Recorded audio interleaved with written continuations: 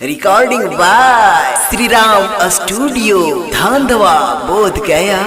चल दिहलू मोड़ी मुहावा तोर दीवाना। म्यूजिक डायरेक्टर डीजे प्रभुनंद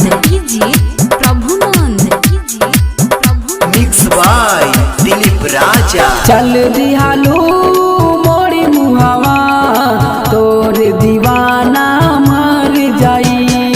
चल दिहलू मोड़ी मुहावा तोर दीवाना मर जाई। तोहरा बिना हम जी नहीं पाई, तोहरा बिना हम जी नहीं पाई। जाके कुछु हम कर जाई।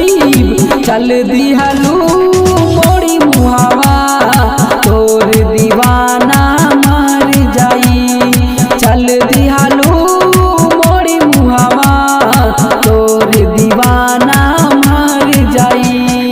तोर दीवाना मर जाई। तोर दीवाना। म्यूजिक डायरेक्टर डीजे प्रभुनंद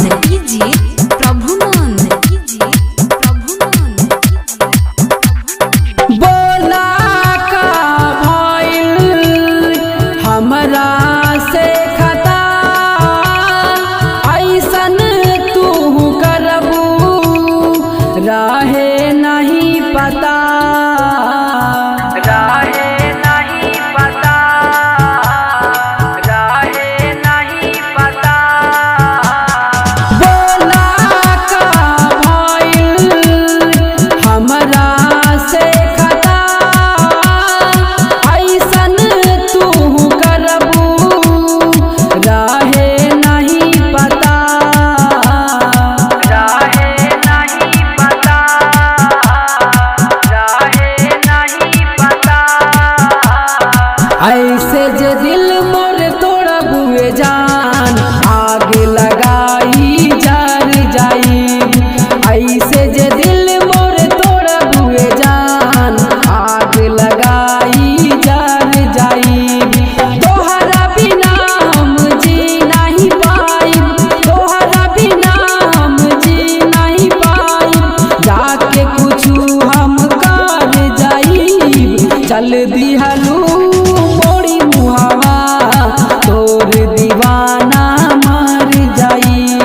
चल दिहलू मोड़ी मुहावा तोर दीवाना मर जाई। तोर दीवाना मर जाई। तोर दीवाना। म्यूजिक डायरेक्टर डीजे प्रभुनंद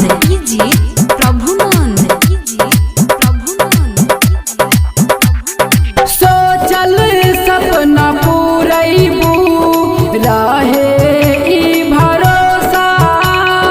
दिल में बसा के हमरा देलू काहे धोखा। देलू काहे धोखा। देलू काहे धोखा।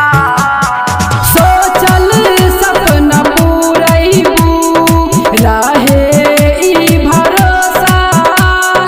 दिल में बसा के हमरा देलू काहे धोखा।